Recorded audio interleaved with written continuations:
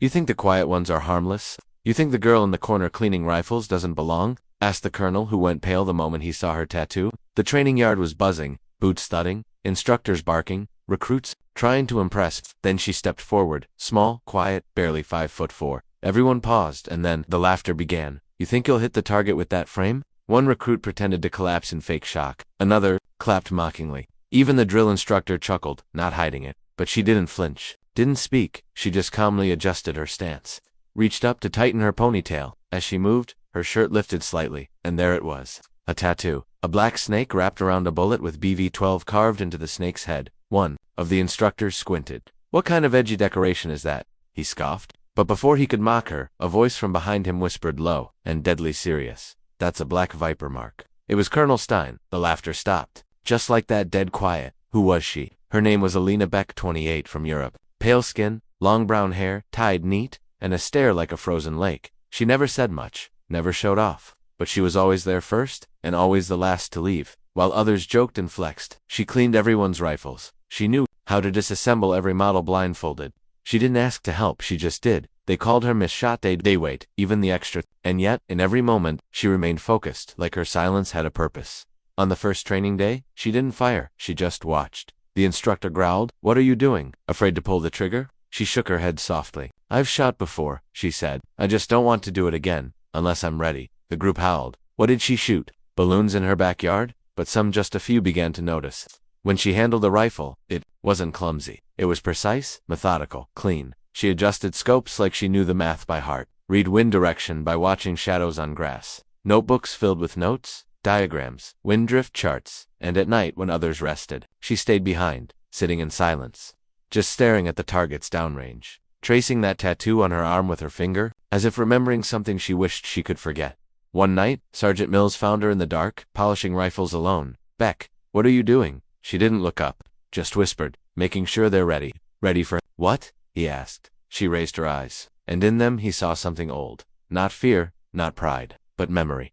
For when someone really needs them to work, he didn't ask anything else. He couldn't, because even then he knew, this girl was hiding a past louder than any gunfire. It happened on a Thursday. The morning was cool, crisp. The recruits lined up for their first live ammunition drill. Everyone was tense, but still joking around. Everyone except Alina. She stood silently at the end of the line, hands behind, her back, eyes focused ahead. That's when the drill instructor shouted, "Beck, step forward. You go first." Some of the others snickered. "She hasn't even fired a shot yet," someone said. "She's gonna miss and cry." Another whispered, but Alina didn't react. She just stepped forward. Slowly, deliberately. "One bullet," the instructor barked. "Miss it, and you're out." She nodded quietly, then walked to the bench, picked up the rifle, and paused before taking the shot.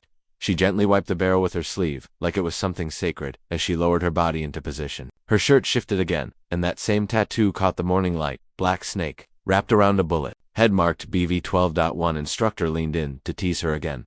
"What? Trying to look cool with tattoos now?" But this time, someone else spoke. Colonel Stein, standing at a distance with a cup of coffee in his hand, suddenly froze. He walked forward slowly, eyes narrowing. He looked at the tattoo dot and then, in a voice so low it barely carried across the gravel, he whispered, "Stop." Everyone went silent. He took a step closer, eyes locked on the ink. "Is that real?" he asked. Alina didn't speak. She just met his gaze. Stein took a breath, heavy, and turned to the instructor beside him. "That's a black viper mark." The color drained from the instructor's face. The others looked around, confused. One whispered, "Black Viper. I thought they were disbanded after what was it? Operation Redline." Another replied, "They were. No one survived." Colonel Stein's voice cracked. "She survived." Now the entire range had stopped. No sounds, no wind, just silence. Then, Stein spoke again, more carefully now.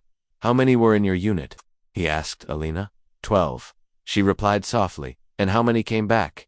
She looked at him with calm, steady eyes.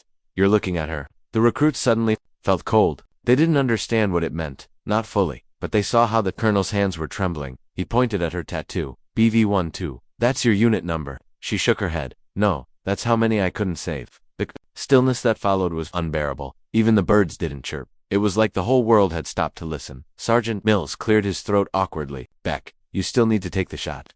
She nodded once, walked to the firing line again. But now, the way she moved, it was different. Gone was the quiet uncertainty.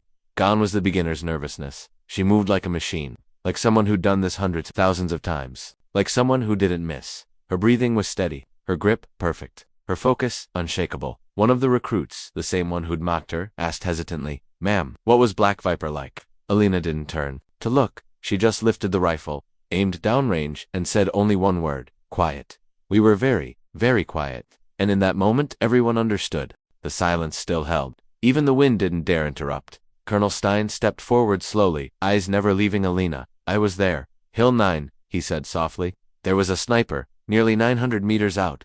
Saved my life. I never saw him, just a tattoo." He paused. "It was you." Alina turned toward him. Her face didn't change, but her voice carried weight. "I didn't save you," she said. "I did what was necessary so my team could come home." Then something shifted in her, like a door opening in her memory. Her voice grew distant, haunted, as she spoke again. "Hill 9 wasn't supposed to be hard. Intel said one hostile sniper. Easy in, easy out. But when we got there, there were settling gasps rippled through the group. Colonel Stein's mouth parted slightly. "I remember," he whispered. "We were pinned. I was trapped in that building. My radio guy, he didn't make it. You had a head wound," Alina continued. "You kept trying to call for help on a dead radio. You checked your ammo 17 times. 4th floor, northeast corner. You thought you were alone." How could you possibly know that?" Stein asked, stunned. "Because," she said, "I was in the clock tower, 873 meters away. I watched you the whole time, through my scope." Now, every recruit was frozen in place. "I took out 11 hostiles before you even moved," Alina continued. "But number 12, he had you in his sights. When you finally tried to reach the window, he was ready. That's when I took the shot."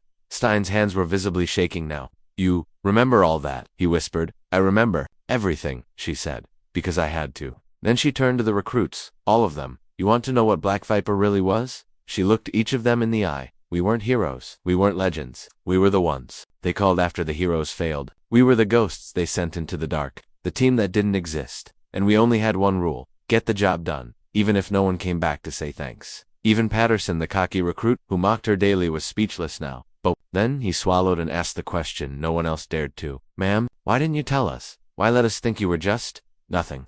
Alina looked at him gently. Her answer came like a quiet warning. "Because the moment you start believing your own legend, you're already dead." The words struck hard. Then she walked toward the firing line once again. And for the first time in 3 years, she raised the rifle, not to practice, not to prove, but with purpose. Colonel Stein watched silently, remembering that tattoo that day, that single shot that had saved him. "You said I saved you with one shot," Alina said softly. "That's not entirely true." She squeezed the trigger. Crack. The target downrange split perfectly in half. "I saved you with shot number 473 of that day. The first 472 were practice." Gasps echoed across the field. Then she fired again. Cracked. Another target, this one directly behind the first. Shattered. Then she paused, scanned the field one last time, and fired a third time. Crack. A distant, nearly invisible third target dropped. It had been almost hidden. She lowered the rifle. "In Black Viper," she said quietly, "the best shot is the one no one remembers, because everyone lived." She paused. "But sometimes people remember anyway." The next morning she was gone. No goodbyes, no ceremony, no explanation, just silence. On the shooting bench, someone found her M24 sniper rifle, cleaned to mere shine. Next to it, a folded black cloth and a handwritten note. "No further training needed. Just remember why we pick up rifles in the first place." But that wasn't the end.